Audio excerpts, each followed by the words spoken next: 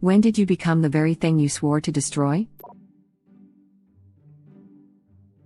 Drank a crap ton of milk when I was a kid because I believed lactose intolerant people were wimps.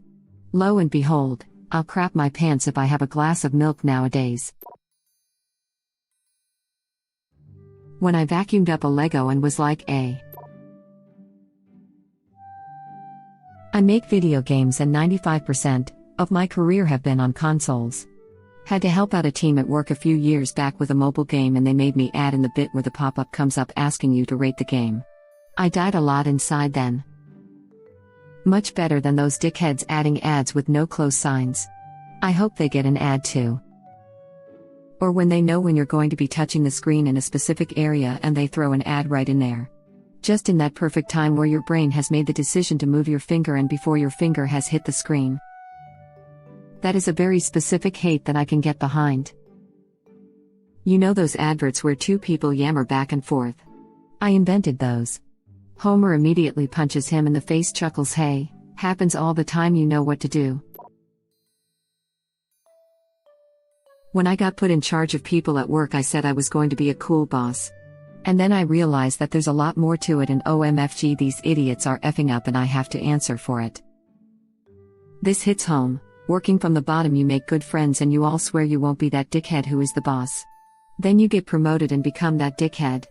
The way I see it is to take the knowledge you got from your boss and don't do the dumb stuff you hated, but all in all you just got to be the boss, not a Michael Scott.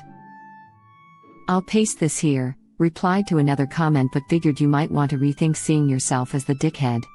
Being a cool boss isn't reasonable, you do have to be the one to hold people's feet to the fire.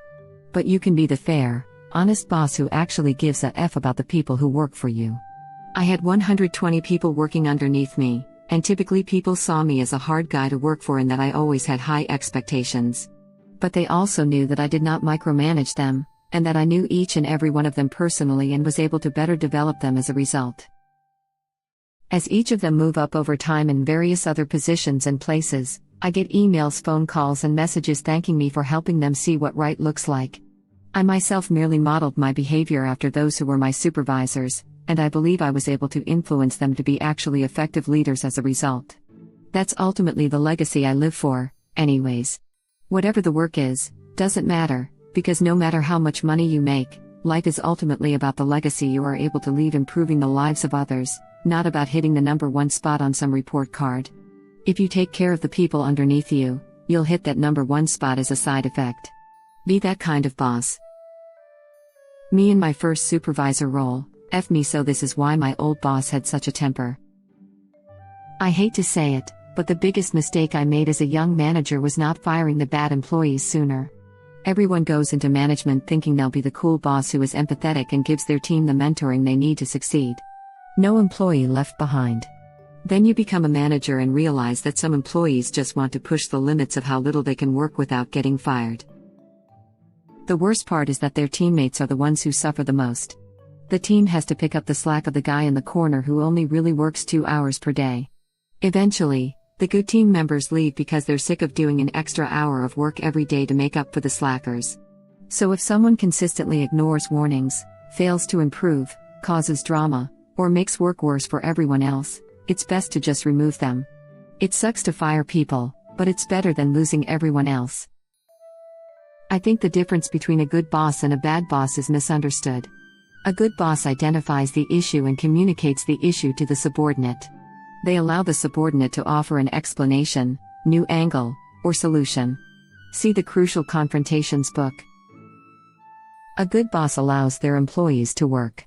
Progress reports are great, but a good boss does this one-on-one or via duct email in lieu of meetings 95% of the time. A good boss sees their role as removing obstacles to help their employees excel. A good boss helps employees see where they've gone wrong and how to fix it. A good boss doesn't shy away from firing the worker who gets things wrong a lot and doesn't improve.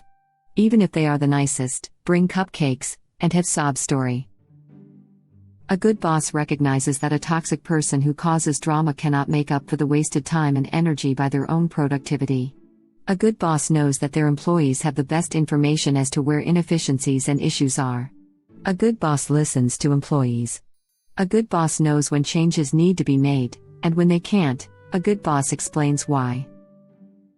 When I finally quit my corporate job to go start my own company, I swore I was going to do exactly 3 things as a boss: hire good people, read, fire people early when they didn't fit since dragging that crap out hurt everyone, explain the goals clearly, read, give people the agency to decide the rest themselves, and leave them the F alone, read, I can check their work product on the drive myself, no need for endless meetings and reports. Those 3 things were really all it took. Company grew leaps and bounds, sold out my share and retired at 40. It's ironically harder to be hands-off, since you have to put so much time and effort into getting the right people, but man does it ever pay off. I like the phrase hire slow, fire fast. I have made the mistake of hiring quickly and looking over character flaws I thought were workable. They ended up be poison regardless of their talent. Unfortunately, I work in a major corporation where firing takes about a year of performance plans. I bought Crocs and a weed whacker on the same day, and me now. Anyone can be a father, but it takes Crocs and a weed whacker to become a dad. I used to be anti-smartphone. Now if it's not by my side I go crazy. You sound exactly like my mom. In one breath she'll say look at everyone glued up their phones. And then in one swift move pull her phone out. I love my mom, but man it's annoying. In one breath she'll say look at everyone glued up their phones. And then in one swift move pull her phone out. It feels so crazy to me, since when I was a kid, I wasn't even allowed to watch TV while eating. But now my parents can't even get through their favorite TV shows without using their phones. It's like the rest of the world developed ADHD when I grew out of it. A few years ago I would say yo ironically to make fun of people who said yo. Now I start almost every conversation with yo dude. How long will it take people to learn this unbreakable law of the universe? Irony will always develop into sincerity, given enough time? Given enough time, irony usually develops into rusty. I appreciate your existence. I can't count how many cringy habits I've started this way. The line between using ooh ironically and seriously grows thin every minute. Never go full ooh. I've done the same but with bro/bruh. I hate it but I can't stop it. I always said I hated people who were just content in their jobs and didn't want to rise up. I love the work I do, and I want to get to the highest skill set of it, but frankly I'm not sure if I am interested in a real promotion at this point in my life. Edit.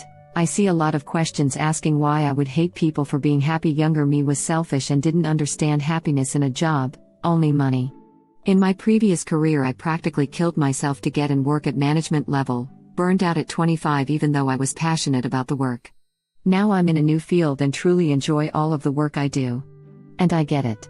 Putting in time doing something you enjoy and being appreciated for it means everything. That's how I've always been, because what's the point in working yourself to death? That would be wasting my life and my time with my friends/family. There's so much I have left to do in this lifetime. A job just allows me to do those things. Edit. For those of you telling me climbing ranks equals more money, less work to do. I know, haha. I'm just in one of those fields where you want to stay close to the work. Therapy. In the late 80s, early 90s, I was a typical skater/punk/metalhead teen. I swore up and down I would never settle down. I didn't want some 9-to-5 life with the house and family. I am happily married, have a great career, and love every second of it. There are times when I sort of wonder what my life would have been if I just kept doing what I was doing. But I'm pretty sure I would be miserable. Screwing around and partying is fun when you are 17 to 23, but in my 40s. F that. I'm tired. Edit. For clarification, I couldn't be happier with how my life is and how it's going. It's not about making good money or having a nice house. It's about enjoying my life and enjoying being with my wife and daughter. I'm glad I didn't stick to those ideals of being the lone rebel. I'm sure it works for some people, but in the end it wasn't the life I really wanted. I didn't sell out, as one person said. I found a better life. And I still skate, in my late 40s. I just don't do handrails or big gaps. I skate curbs and parking stops. God. I partied a lot my freshman year. Now, 10 years later, I can have a couple of beers and have a good time, but any more than that and I'll be paying for it for days. I partied nonstop from 19 to 21. At 35 I have half a can of White Claw and want to nap on the couch. So old. So boring. Drinking White Claw is like drinking TV static while someone yells the name of a fruit from the next room. I accept this. I tried to quit smoking using Chantix in 2008-2009. It didn't work because the nightmares were so graphic and scary. I had two before I stopped taking it. I don't remember the first one, but the second one, I killed a guy by removing his limbs very slowly. It really grossed me out. Didn't realize I was capable of that sort of barbarity even in some unlocked portion of my mind. Now I do autopsies for a living.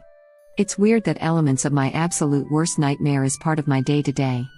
Had a cop ask me to remove a guy's hands a couple weeks ago and it's literally not even crossed my mind a second time until just now. That's when I realized my passion for dismembering bodies. And that realization made me take up smoking again. Kind of weird thing but relevant, my dad quit using Chantix like 8 years ago and had the vivid dreams too. I don't know why, but he really liked them, so much so that he joked about smoking so he could take Chantix to quit again. He probably got lucky with dreams about, well, getting lucky. Could be.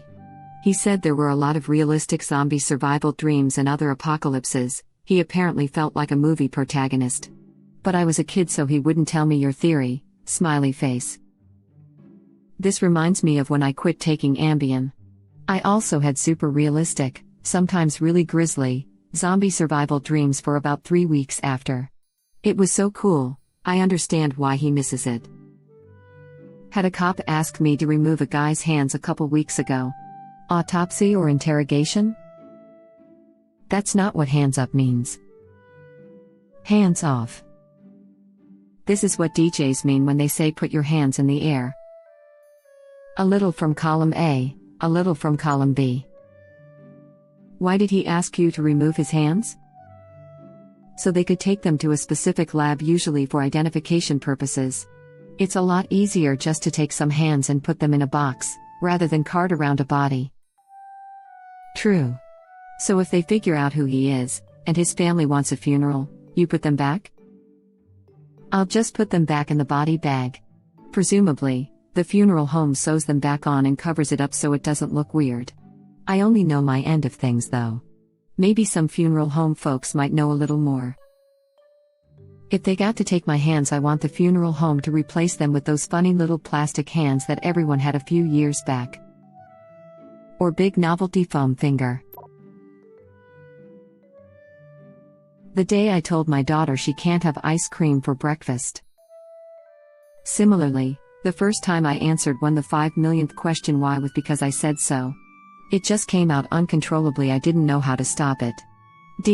Edit, for the curious and or judgmental, kiddo was 5 and was stalling on purpose so we wouldn't leave on time for school. They were asking why they had to put on shoes, followed by the but why game, sassy edition, without wanting the actual answers or reasons. We all know the game. Fastest I got my nephew to ever shut up was with a why what? Essentially requiring him to formulate a coherent question based on the answer I'd just given him. Seemed to break the little effer. I reply with, why do you think? It encourages conversation and creativity when the child is truly curious, and it shuts down the child who is just whining for fun. I tend to try to engage the kid, and asking the kid to rephrase the why question to include parts of the answer quickly filters out genuine curiosity from just asking for attention. Because I said so is only an unacceptable answer on the first question.